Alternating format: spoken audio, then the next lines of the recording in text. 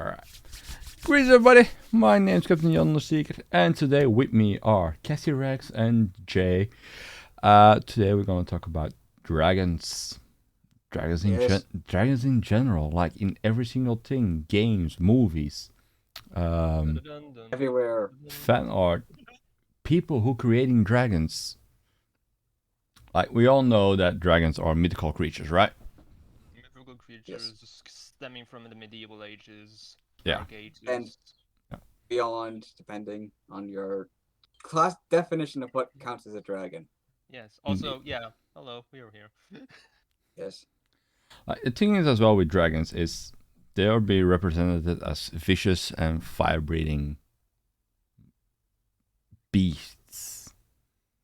At least for the the most common view people have yeah of them. the I want to say um straight off the bat we have a very good point here where there are so many different types of dragons. We have Mhm. drakes, vyrons, technically I believe lean worms in some scenario, Mhm. and sea serpents.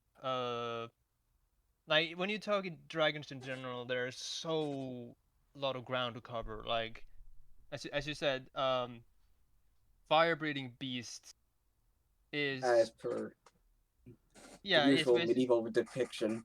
yes is I would say that is what usually people how you say it Look at like them. when you go sorry Look at them.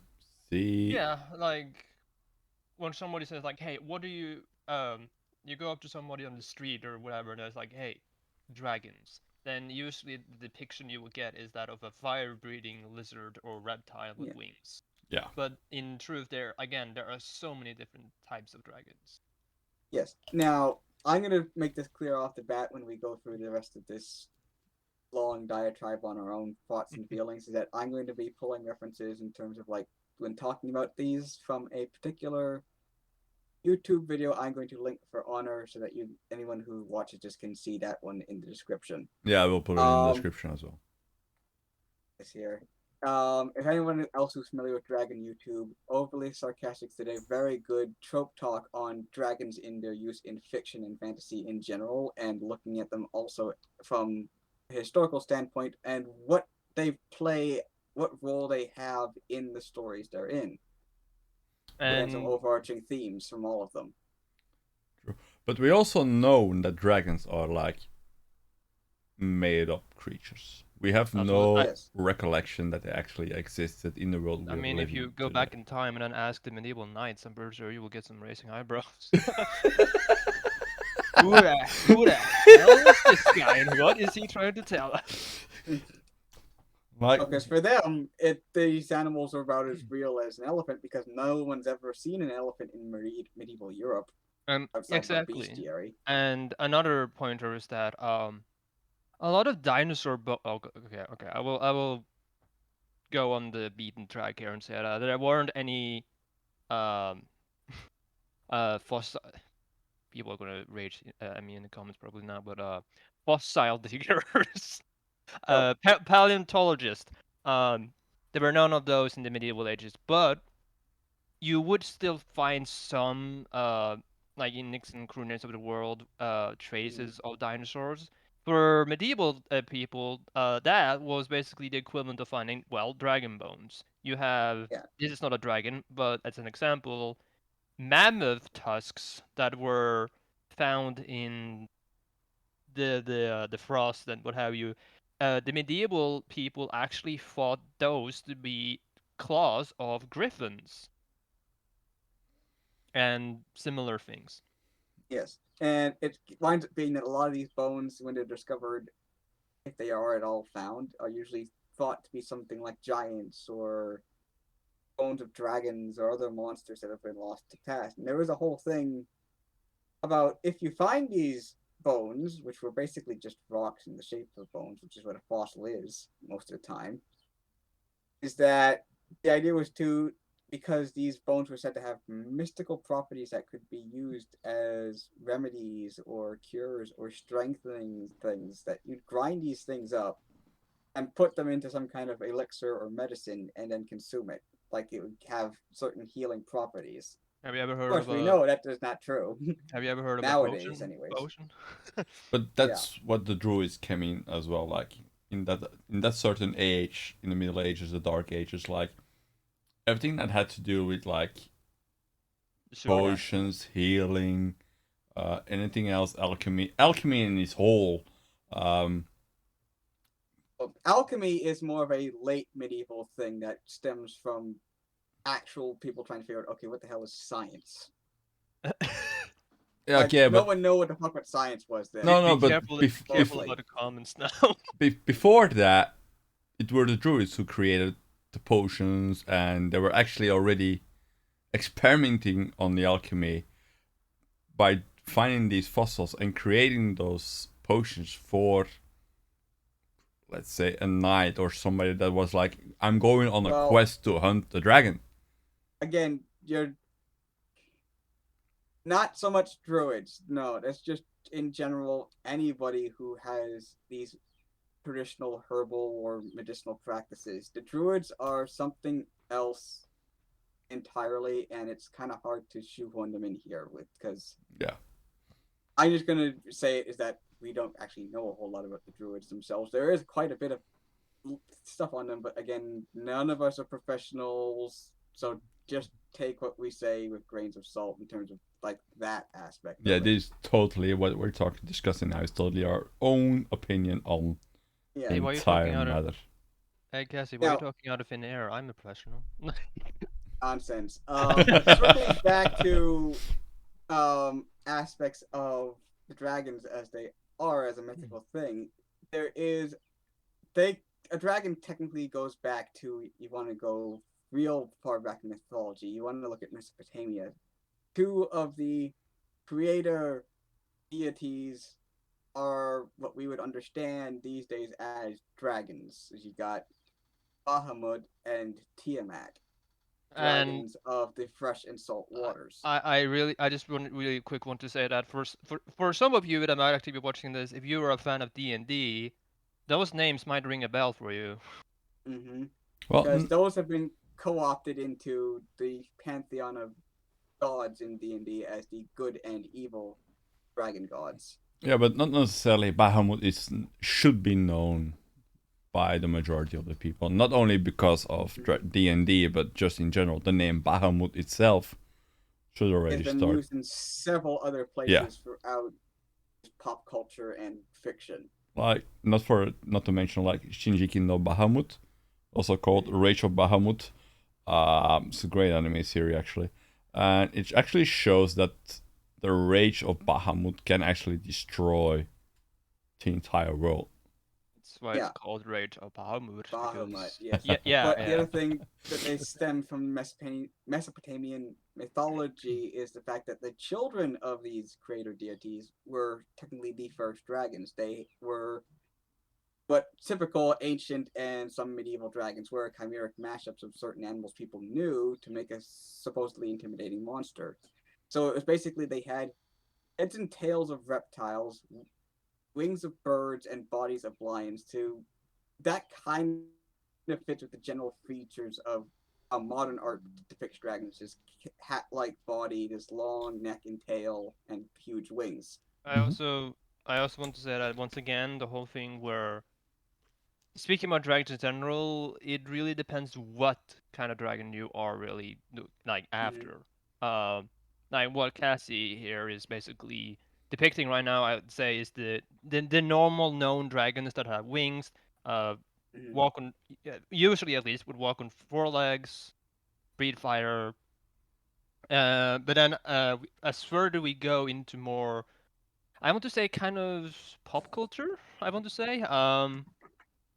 Then we get the more not not necessarily the more interesting ones, but like the Well, more not so much pop culture, just other areas where this stems from for lore yeah about what we consider uh dragons, quote unquote. yeah It's exactly because we have in the eastern we have the European dragons, which are basically again as probably Honor and Cassie will show pictures or something. Um, basically winged reptiles that walk on four legs, breathe fire. And then we Yeah. have the Eastern dragons, who are a whole different bucket of fish. Hmm. Buck of the fish. There's uh, yeah, honestly, quite literally, considering the defining characteristic of most Western dragons is either something like poison or fire. Most Eastern dragons are defined by water, and I think I'm gonna deviate on a tangent here because as much as I know people will say that they're not a fan of this Disney film, it's honestly it captures this aspect, this dichotomy of dragons very well. In Raya the Last Dragon, you have the main dragon characters, which are basically like classic Taiwanese or Korean. I can't remember the exact ethnicity, but classic Eastern dragons, But water based. They bring life. They bring that, and then you have these other things which are kind of they aren't physically dragons. They're these kind of cloud monster thingies in the story, and they represent destruction and fire and what you would usually associate with Western dragons. And I like that they did that kind of dichotomy there of like juxtaposition. like, How you and usually is see a it also dragon, not how it like is. is it also not like being like the Eastern dragons are most of the time considered cloud serpents or serpents in uh, general? Yes, yes, they usually have no wings and whatsoever. and I will also say that most Eastern dragons, compared to European dragons, are actually depicted as good. They're Yeah, depicted as basically these sort of guardians, deities, they in are gen- literally Yeah. gods without being technically named as gods because they are basically, even worshipped in certain capacities for like basically, weather and control. then yeah, and then you have again going back to comparison with the European dragons, where uh again going back in the medieval ages, the European dragons were often depicted as evil, malevolent, or whatever that word is. Um, like in general, European dragons were just depicted as, I believe in some aspects they were also connected to the devil in some Yes, scenarios. because there's aspects of the serpent, and seeing as a dragon is basically at its root word serpent or watcher in some scenarios. When you look at the Greek word drakon, which is the most possible origin of the word in question, is that yeah, Christianity had a nasty habit of doing this retroactively, and Oh, I I apologize in the comments part yeah, I was about of to say. I just realized we might get some pitchforks That's alright. recommendations. But like to think as well, like most of the people around the planet has seen Game of Thrones, How to Train Your Dragon. Name And if some. you haven't, yeah. which goddamn rock have you been living on? Yes, and But I'm gonna say you also have the dragons in World of Warcraft or in Warhammer or in Hey. Monster Hunter or Uh, Dungeon and Dragon games in general for on the PC, mhm. not the platform ones, but on the PC. I We have know exact. Sorry, I just wanted to say one thing more. I think we might get a lot of people in the comments. Yeah, that's now I'm gonna nip this in the butt right now, and I know people are gonna be jumping down our throats on this because Game of Thrones dragons and most of Monster Hunter dragons are wyvern. Well, yes, but exactly. They're not technically, dragons. but Well, here's the thing. they are part of the dragon family, Here's but the thing, and I actually agree with this from Overly Sarcastic Productions in their video. Mm-mm. Really, you want to get nitpicky on dragon taxonomy? Unless you're building a fantasy world where that's actually an aspect of your world building, it's kind of a pointless exercise outside of that because it's still fictional monsters. And the fact is, we've been calling all of these things dragon for so long, it's kind of a moot point. I mean, yes, there's a technical classification of what kind of dragon it is, literally, but still all technically dragons because at this point we've been calling them too long dragon to call them anything but. So I'm going to nip the dragon taxonomy in the butt right now and say we I will. say Drake, you know what we mean, or Wyvern, you know what we Here's mean, but we're a still calling them dragons. here's a funny little thing. If we're jumping on the train here, um, And you guys might actually, depending on if on or so is our Discord icons or not, but I'm a fan of Pokemon. Like I'll just say that right now. I'm a fan of Pokemon. Um, and I can already feel the comments. I can already feel the fandom coming. Mhm. Charizard is not a dragon. Hell yeah! He said it! It had Because to be Jake, of said. course the game doesn't fucking Uh, work like that. Why would it ever? oh, be careful now, Cassie. You Nah, remember the the thing Sylveon? the thing as well with like How to Train Your Dragons, right? We got Hook Fang and Stormfly. They're wyverns. Yes, or oh wait, no. I was about to say they can also be considered drakes, but I don't think drakes were No. more. They were more in the sense where they are actually kind of like in the classification where because Yeah. most drakes doesn't have wings. Well, that's true, but then again, that's the Drake is also yet a byword for dragon, like you know Smog from Yeah, Lord of well, the Rings. He's called a fire drake. yeah, I think all of these are considered like Byron drakes. I think the only ones that can't technically be viewed as like dragons, like basically leading back to dragons, I believe are serpents and And even then, you can't necessarily say that because you have worms, WYRM, which I are lit basically legless, wingless dragons that are giant fucking snakes. I literally were about to say that. Thank you. But getting back to the wyvern part, Yeah.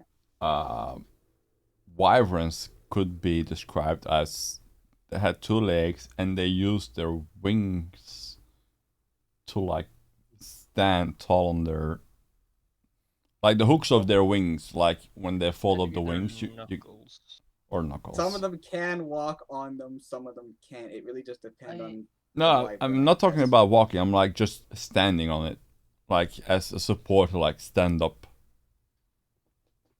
I also want to say that actually a good depiction of what most people's like uh see drakes and drakes Vyrons, basically they only had two legs and well Yeah. wings. Yeah. Um is how they would walk on land. Most, not okay, maybe not most, but a lot of people will see them to basically walk kind of like dinosaurs, basically just on their two legs. However, Mm-hmm. there is actually, in my opinion anyway, there is a good way to see how they possibly would have moved if you look at like modern bats.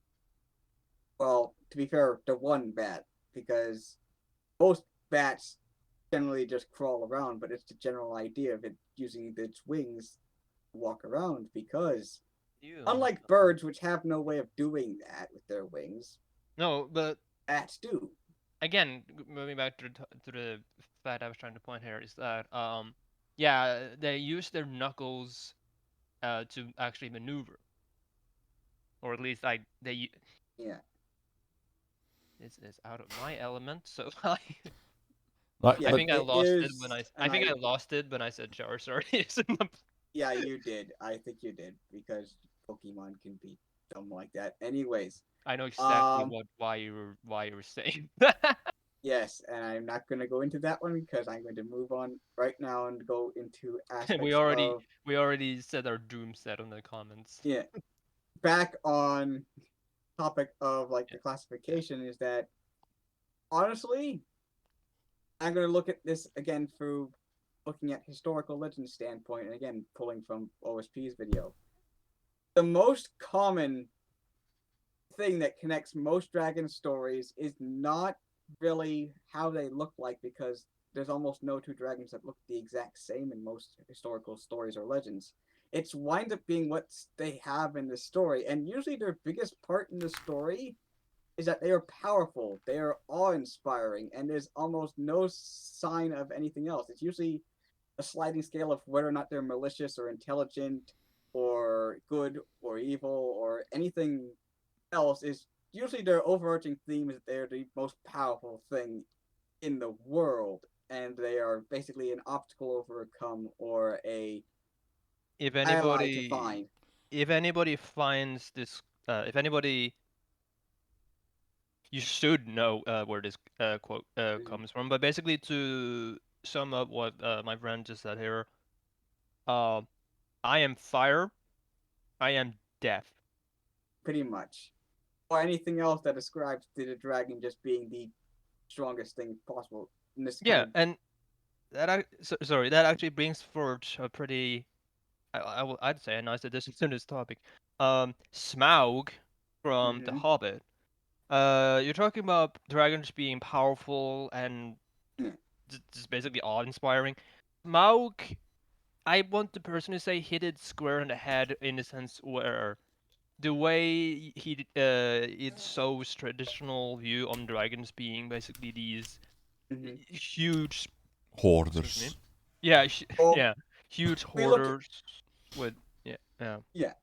We look at honestly in that scenario just how Tolkien wrote his dragons and what his view on a dragon in a story had to be. In that his dragons in his stories had to have both a plot relevance and a theme relevance to the story, which means yes, Smog is the thing we have to fight to get past to steal the gold from, but he also, as the movies will show, represents the greed aspect that this treasure is causing everyone in the story to have, except our main protagonist, who's already gotten something else very precious to him.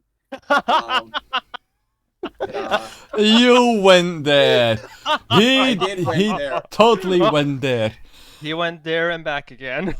Well, Exactly. the thing as well with the world that Tolkien creates, Hmm. it is fit to have dragons in there. Mhm. And also, Like technically speaking, not many storytellers or yeah. book creators have that potential. No. Like in my opinion as well, like George R. Martin, the creator from Game of Thrones, also created a very nice world to have dragons in. Mhm. So I'm gonna. Oh, sorry. My inner fanboy comes out here, and I would say like, yeah, a Mhm. perfect world for dragons to live in, a perfect world for dragons to die in. well, not That too, necessarily unfortunately. not necessarily dying them, like just already have the possibility to have a dragon living there, Hey, because I'm Yeah, gonna pull a giant fucking fleet with ballistas out of thin air. How about that's not what I get that too, and that just fine back to Martin's entire thing was that he made a world where anybody could die, even Oh if it yeah, was true. like the Moving quickly back to the Lord of the Rings and yeah. the Hobbit thing.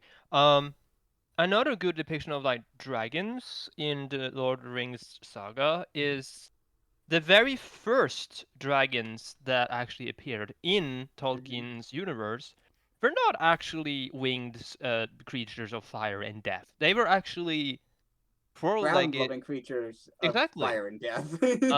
If I remember correctly, the name. fireworms. Oh no, wait, that's how to train a No, dragon. no, no, no, no. That's No, an actual name on the dragon that appeared in Tolkien's saga. Glaurung. Is that Oh, the father of dragons? that That's one the is father of dragons. old. Oh, okay. That's Yeah, I the was thinking of old another one as well. that the other Isn't named one I could think of is Ancalagon the Black, but he's the Oh first yeah, yeah. Okay, winged okay. And dragon. Caligon yeah. Uh, Glaurung is the one that I was thinking of because he, in all his might and strength, was not actually winged. doesn't he No, appear in the Children of Húrin? I Uh, think he, I think he does. Yeah. He tricks one of the main characters, I believe, to like. I'm not gonna go it's into. a whole Yeah. convoluted thing there, but it Um. also shows another aspect of the dragons that is usually emphasized too, at least in Western mythology, and you can tell with Glaurung and such, and Smog particularly. Tolkien was a fan of the classics. You look at Fafnir and Beowulf's Yeah. dragon for the examples where he pulled from those, I but I I do also. can confirm that Glorin appears in the Children of Húrin. Okay. Yeah, because I also just really quickly wanted to say that there are other dragons that appear in Tolkien's universe, not necessarily named ones, but ones that are actually like I prominent believe enough that they got particularly mentioned yeah, enough. like I believe one of them were Skata the worm, the Mm-hmm. fire drake of Gondolin. Mm-hmm. And of course, the entire subgroup of dragons, which are the cold drakes, which is another thing we will get to at a later point in this discussion about that aspect of dragons. Yeah. There's no way that we can discuss this like in an hour and say like we're done.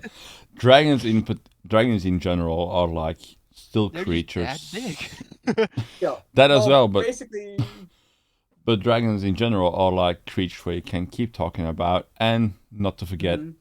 in a lot of ways, they're also called magical beings. Oh, they are basically the perfect embodiment of the fantasy and fiction genre because as long as it fits the general themes of what a dragon should be in a story, a dragon can look like anything, honestly. Yeah, like And they can be anything if you want them to be. you're not pulling from the dragon folk. You're not pulling dragon folk. No, no. I'm not pulling from the dragon folk. I'm just pulling in general because all the different kinds of draconic things you can have, quote unquote, and what your dragons can do in a story.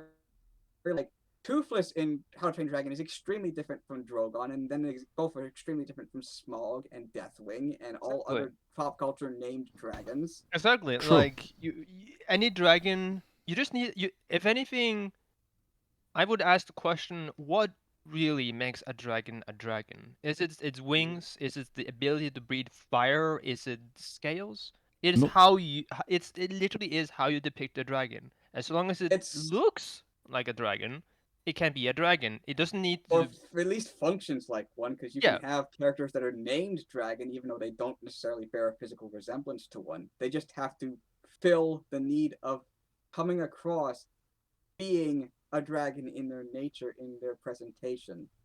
The thing as well, like, Um, sorry, go And ahead. then there's Charizard again. yeah, fuck you, Pokemon. Oh, you're gonna get so much. I But don't give a crap. but as well, like if you like can represent a dragon, anything that's like a dragon, like Mhm. let's say just because of the wings, like Deathwing's wings can shroud the world in shadows and flames. Mhm. But as well, like you can have a dragon that's flapped his wing and creates a hurricane on the other side of the bloody earth. um, I also want to say that moving real quickly back to Cassie here, saying that dragons Mhm. like to view themselves as the most powerful beings on ever. Um, Mhm. I'm not trying to toss shade on any dragon in particular here, but like there are some things that, at least for me, that is strikes me as just like dragons can be really arrogant and really That selfish. Like is also a part of, again, even some aspects of. if you let me finish. Sorry. No, it's fine. I was just gonna say, like as Honor says here, Deathwing with his quote, his wings will cover the earth in fire and shadow.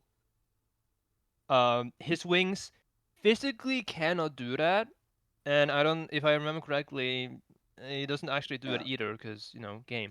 Um, No. and Smaug is another example where he literally says, "I am fire, I am death."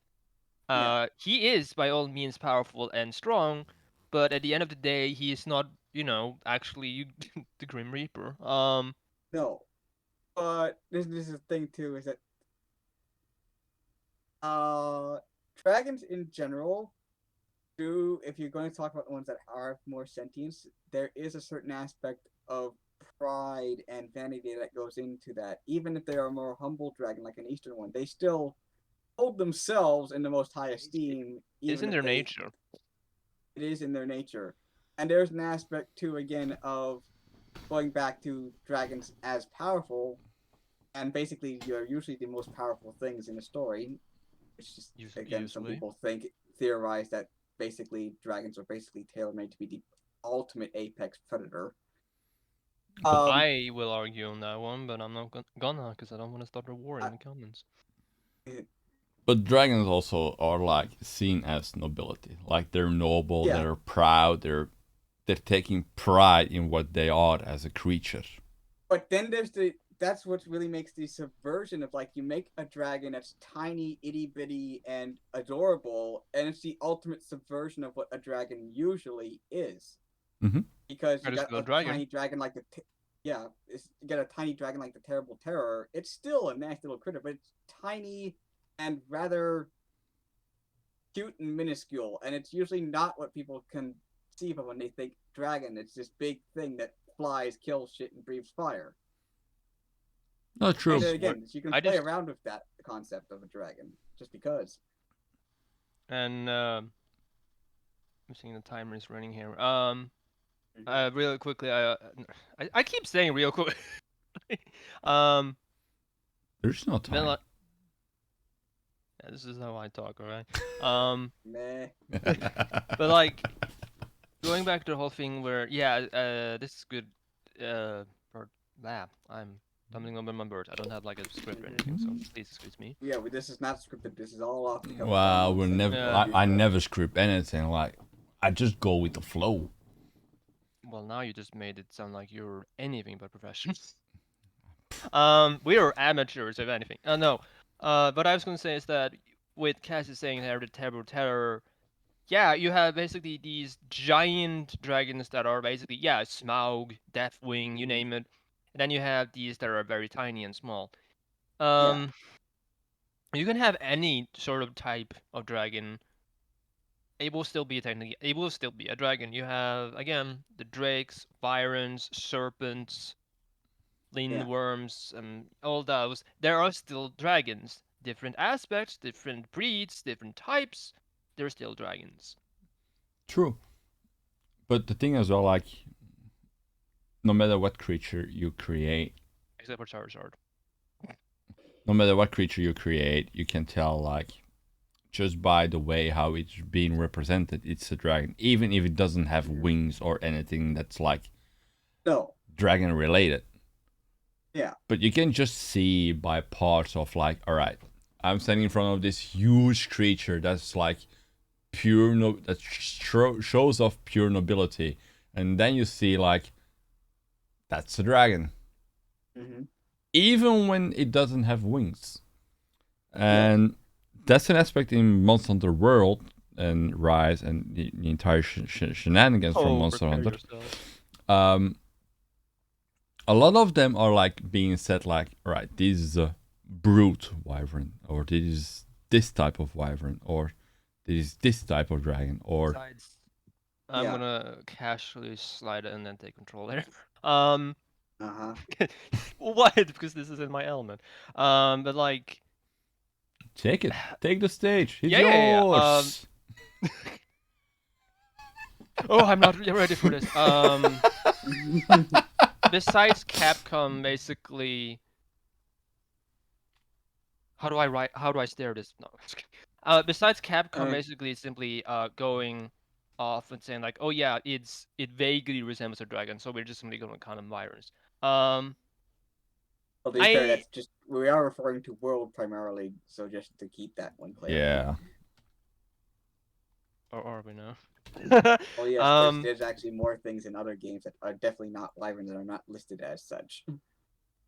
No, go on. You take the charge. No, I'm gonna step down. Nah, like the thing is as well, like it is such, say it. Fatalis. There we go. Yes. Fatalis. Used to be a pretty good. I'm going to save that one for last, but Oh, yeah, where there's you? an aspect of him I really want to talk about, but I'm going to save that for last. When it comes to, Monster Hunter is a really good example of technically some things that really honestly shouldn't be classified as such, but generally looking just at flying wyverns, the brute wyverns, and the fanged ones, that can show you the diversity of what you can technically make, quote unquote, a dragon. And it does carry over to certain stories and legends and whatnot. And it's honestly quite creative how far you can go with the designs and what you can make like that role. I want to. Oh, Cassie, I am so sorry. No, I'm not. But I'm gonna pull on a good example how I see how they classify the Vyrons in Monster Hunter. Tigrex is considered. Yes. You're welcome. Is considered a brute Vyron. I believe it is. No, if I remember correctly, a Tigrex is actually a flying wyvern. I hate this stupid classification, man. Okay. Anyways, No, the it's point it's of not the- about it's not about the classification that we're talking about. It's about no. the different aspects in the game that shows, like the raffles just behind me. A lot of them How far are you can stretch an idea. Yeah, how you can present. stretch it and how creative you can get. How can you present a certain type of dragon, or from the family dragon? Like, again, Wyrens, Drakes, Serpents, they're all Yeah. different types. Yeah. But it's Like, hell, I want to say, a monster that did not appear in World, if Honor would excuse me to talk about this. go ahead. But like, well, it's not really depicted as like a serpent, but like Gaiacrus is Yeah. considered a leviathan, and there are some aspects of like the word leviathan that I think can also be, well, yeah, leviathan, like giant serpents. Oh yeah. Yeah, But the 'Cause- leviathan can be set like as a sea serpent. it is yeah, still that's a kind of serpent. the point. And a serpent is from the dragon family. Yeah. Yeah. The skull Then druid that's from How to Train Your Dragon is It's also a sea serpent. looking at the taxonomy of Monster Hunter, the part of it was them trying to find a way that they could reasonably say through pseudo evolutionary science that yes, this may not look exactly the same or look closely related, but there are enough features and similarity that you can tell it's more or less something of a similar type of creature. It just does something entirely different with its anatomy to do something else in the environment. I think Yeah. the majority of the monsters in any Monster Hunter game is considered Vyron of some variety. Bird Vyron, Hisgavine Vyron. Well, the Wyvern group is the most diverse, but there are plenty of other monsters in Oh yeah. the. But again, those Like aren't the focus. if we are ever to like do a sorry for going off the road. If we are ever to do like a podcast about Monster Hunter, oh strap down. We're gonna be there for a while. Oh, we're gonna be there for hours and hours upon hours. Yeah, But yeah. the thing is, with, let's say, a Rajang, Mm-hmm. that's a brute wyvern.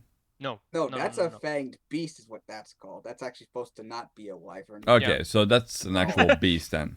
A Brood Vyron is the equivalent of an Anjanath, a Baroth, The Devil Joe.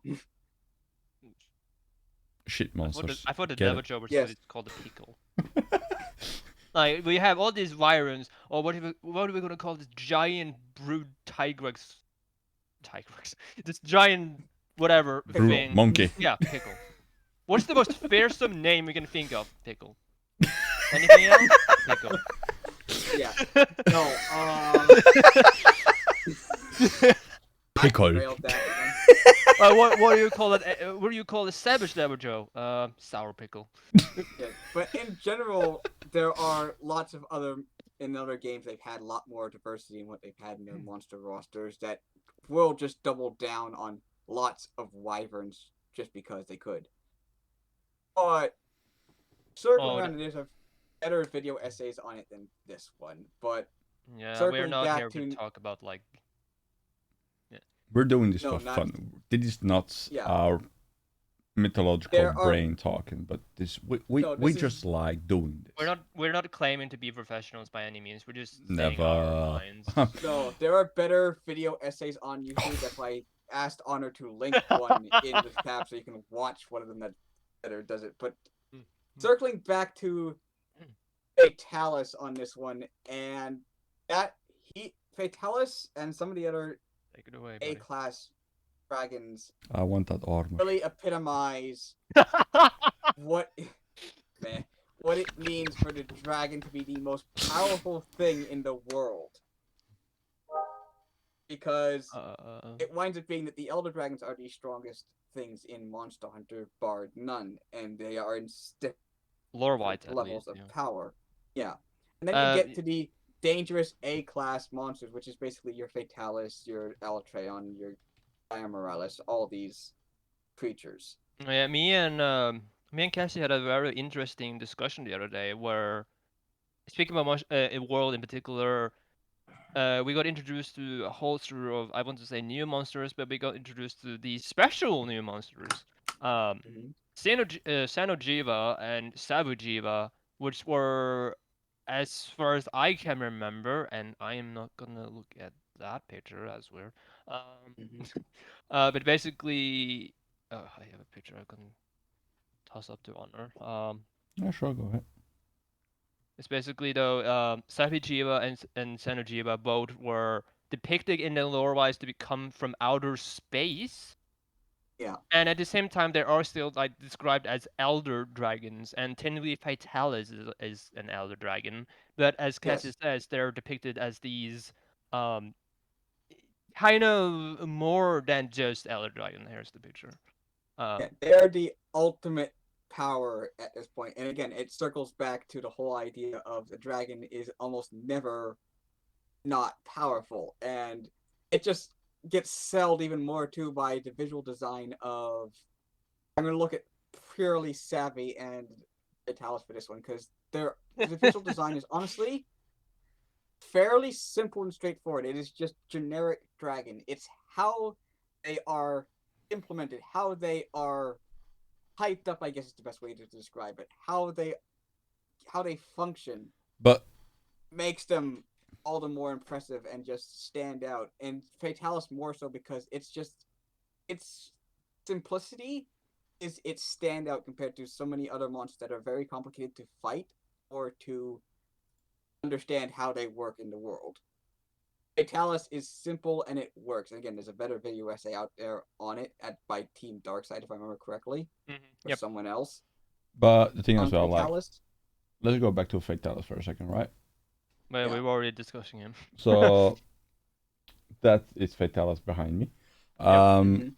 The thing is, according to the lore, according to the lore, like the one who wears his armor Oh yeah, I like this one. will become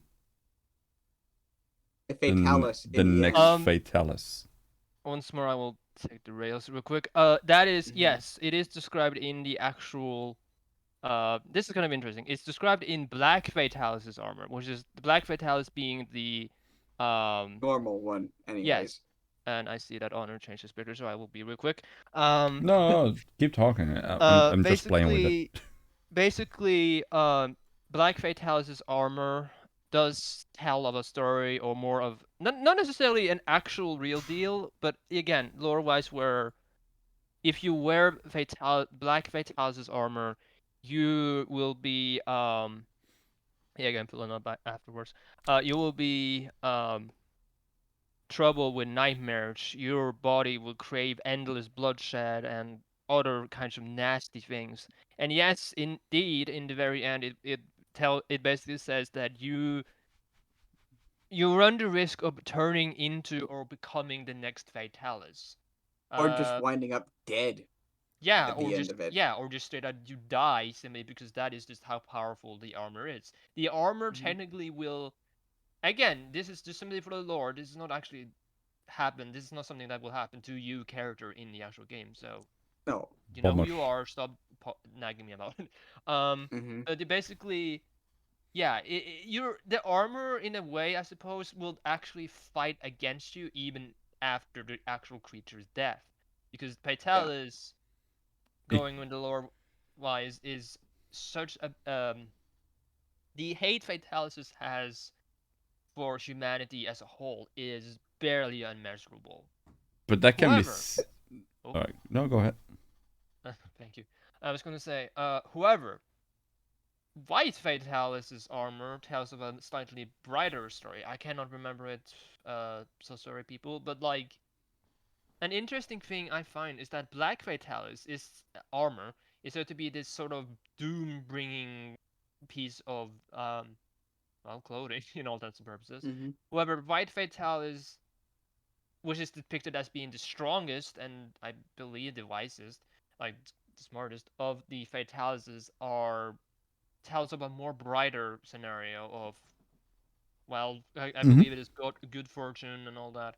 And then you have Crimson Vitalis, which basically turns, I believe, if I do not quote me on this, please. But Mhm. I believe it will turn you into a complete raging madman and a berserker. Yeah. Which is But I find sorry. uh, the thing, going back to Black Vitalis armor for a second. Yeah, yeah.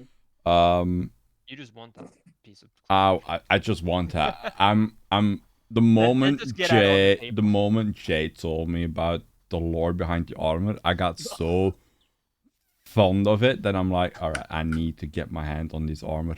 But also, you can see that the armor, because of getting the nightmares and the bloodlust and all the other things that comes with Black Fatalis, um, you can say that, like in Lord of the Rings.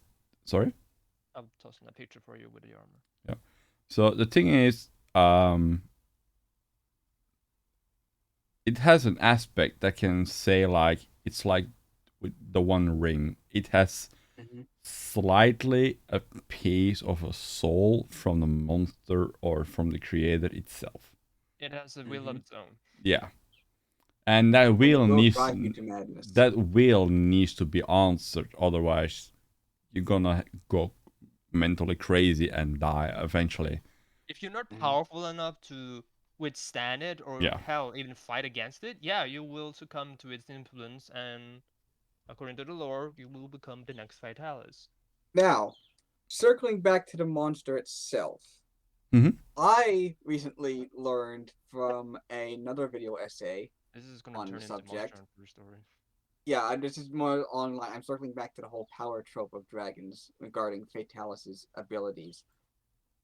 Yeah, go ahead. According to the thing, which is based on the lore found of the monster, this is basically dealing in Monster Hunter of the origin of basically the big, big technological society that was before the current world that we currently have in Monster Hunter, where you find.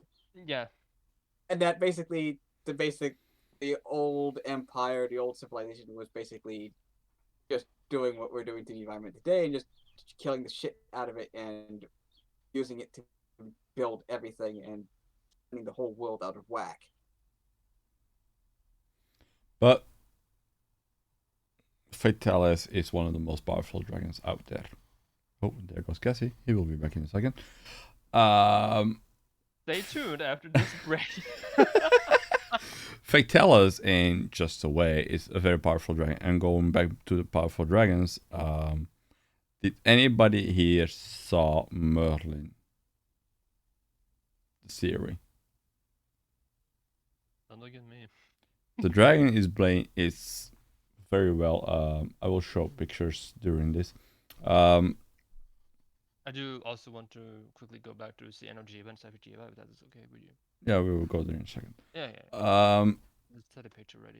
The thing with the dragon in Merlin, it's once again this big nobility dragon who is powerful and is actually teaching Merlin to start using his magic to help out Arthur.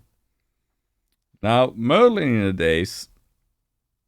in the early days of Camelot, he was an apprentice learning the magic from a dragon, which in that type of area, the Middle Ages and the Dark Ages, was very not done. I mean, circling back to the whole thing with that the dragons in medieval ages, especially European, Mm-hmm. were depicted as symbols of the devil. Like if you worshipped a dragon in European medieval ages or whatever, you could get killed because of that. In similar sense where how people in medieval ages would kill off witches and all that scenario. Because again, dragons in European mythology and lore has never really had a good side. Um, usually you No, see, true. usually you see dragons in European time. Again, they're evil, malevolent, whatever. Creatures of Um, destruction. yeah, basically. Again, all kind of scenarios depicting the devil, because there is also greed, and without going into any further detail, lust. Um, Yeah, they're basically the symbolism of the seven deadly sins. Basically, in a way, yeah. Again, going back, as you said, with dragons being so powerful and the whole thing where they are viewed as a symbol. Today, I will look up fantasy. I can just simply search up fantasy in Google, and 95% of what I will find is probably just simply going to be something of a dragon, because over time, dragons, again, as a whole, has become a symbol of power, nobility, uh, and just strength in general, and has become, I believe, the head honcho and mascot of most fantasy genres and what people nowadays view as fantasy. Um, Again, you see Lord of the Rings, The Hobbit, Harry Potter, all of these famous movies and series. You think dragons because it just fits into that universe. Game of Thrones, um, Monster Hunter, even like circling back to Monster Hunter real quick, where Xeno'jiiva and Safi'jiiva were, well, especially Safi'jiiva, um, I believe Honor got the picture I sent him, Yeah. where yeah, you don't have to, but like Safi'jiiva is in all sense and purposes a dragon. Like you can look at its uh, appearance, and you will just say like, "Oh, yep, that's a dragon." Even Fatalis, you will look at it, "Yep, that's a dragon." Alatreon, dragon.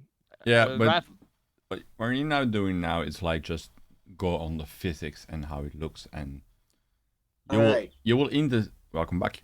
You will instantly see that it's a dragon, but as an Odogoron, right? That's a wyvern.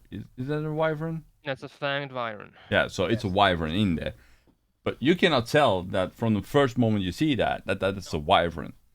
No, if anything, I would classify Aldogaron and, if we are taking in general Monster Hunter, Lunagaron. Spoilers. um, Yeah, it's I will from take Rise Sunbreak, right? yes. I will have them. I would say that if anything, I would pick those as drakes. Because again, draconic in nature Mhm. and appearance, not necessarily dragons. Yes. Because if you look at drakes in general, D&D and all that, you think of you think of giant reptilians that walk on four legs usually, breathe breathe fire usually. Um, it's a drake. Um, Oh, to be fair, unless it is, and I just say here, most quote unquote drakes is that would understand it. Basically, the four-legged ones don't breathe fire, and they're not usually big. They're usually relatively small, like very large dog size.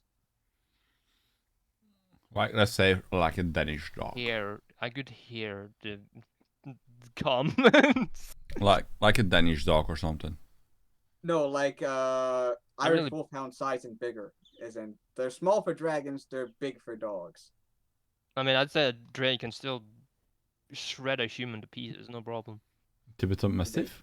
unless you're talking about winged one, which is a whole other story. They're basically smaller dragons. But then yet again, um, dragons in whole, you can never stop talking about them. What do you think we've been doing for the last couple of No, minutes? no, you just cannot stop talking about them. Like everybody has his own opinion on how a Oh yeah. dragon Like I will should say look. right now, I will put a stopper to the torches and the pitchforks in the comments and say right now, again, this is just our opinion. This is just our Yeah, true. what we have on our heads that we want to talk about. If you want something to be 100% accurate or 100% like right, I'm sorry, buddy, but we ain't your boat. I'm a Viking. I make boats. Oh no, wait, that's something else. But does the Norse mythology has dragons in it? Yeah, you can ask because there is technically a Norwegian right here. That's why I asked. Yeah, I know. Uh, Okay, this is getting ridiculous. Anyways,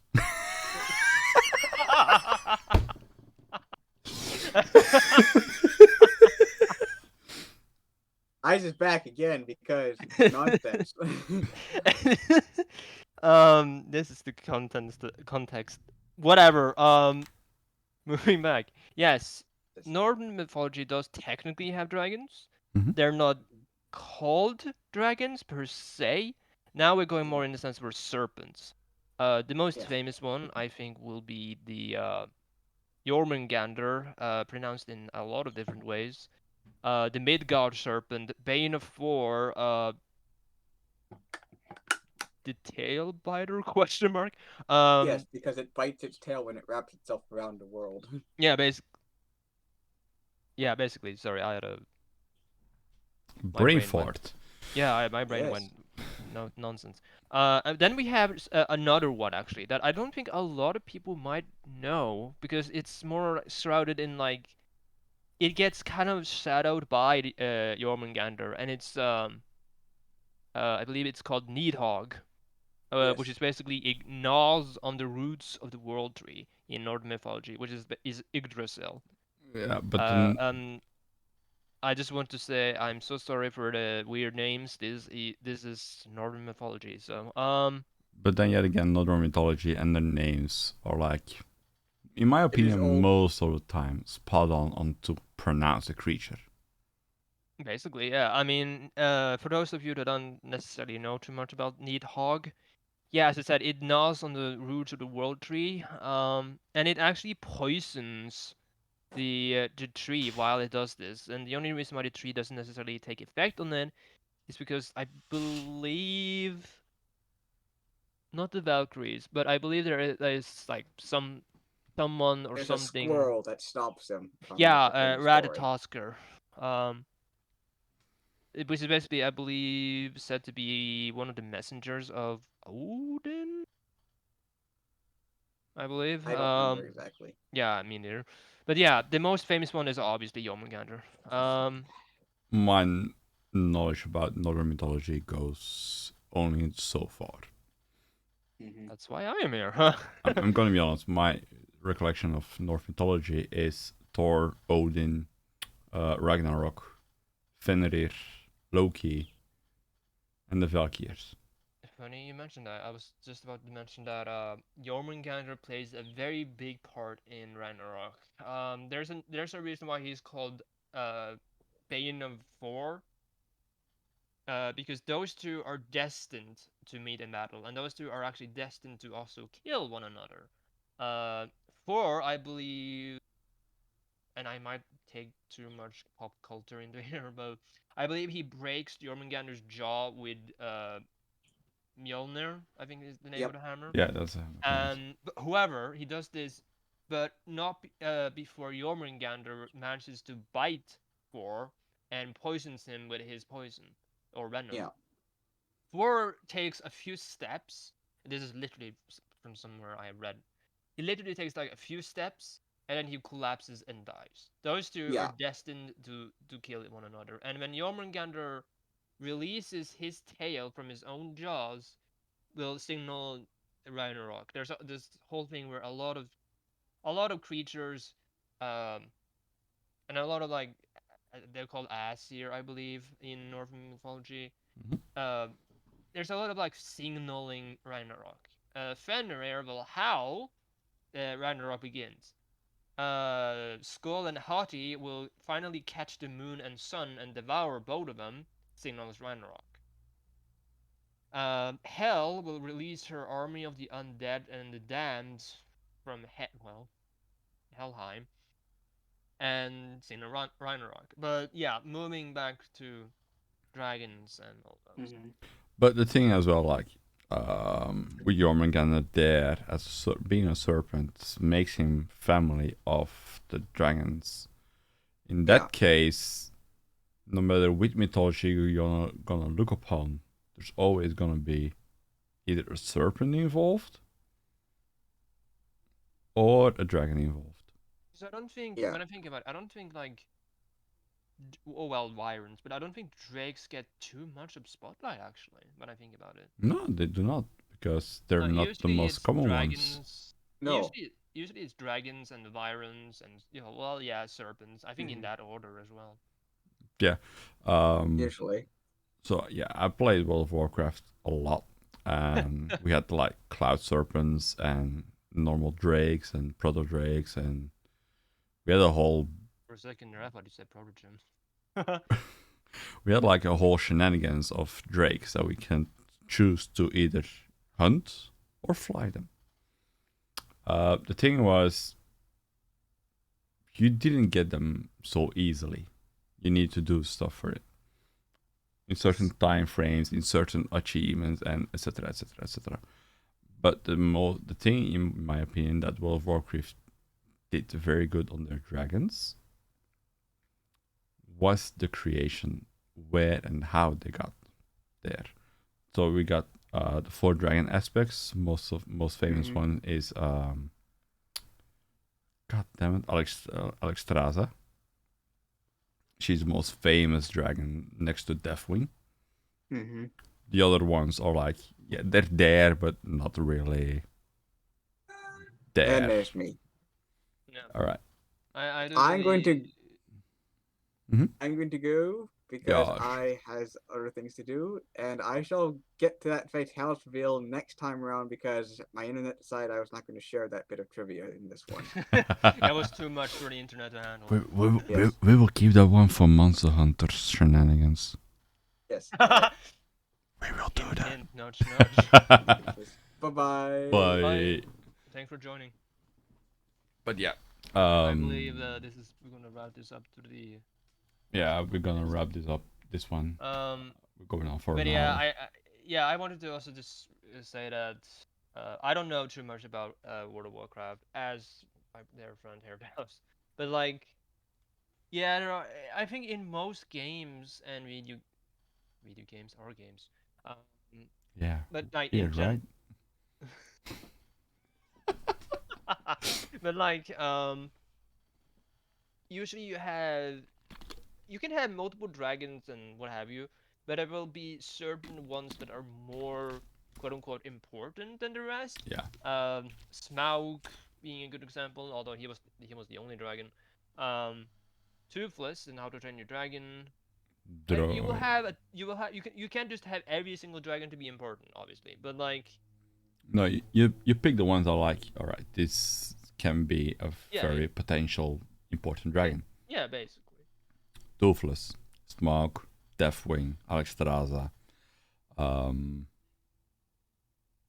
keep forgetting the name from the Game of Thrones one. Drogon, Viserion, and Rhaegal. Yeah, but the black one, that's Drogo, right? No, that's Daenerys. No, I'm kidding. That is Drogo. No, Daenerys. If you really need to know, Daenerys is.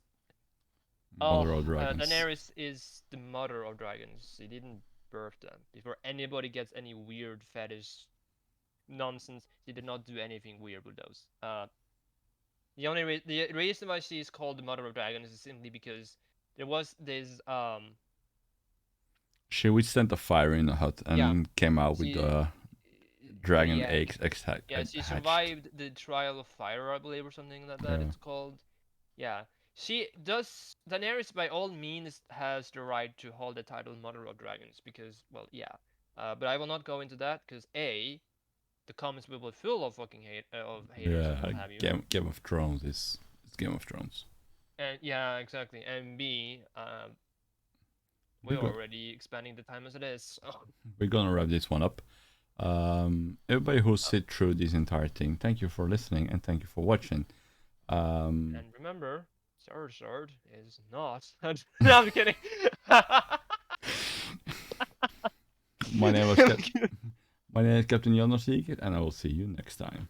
And I am Jay. Bye bye. Have a good one.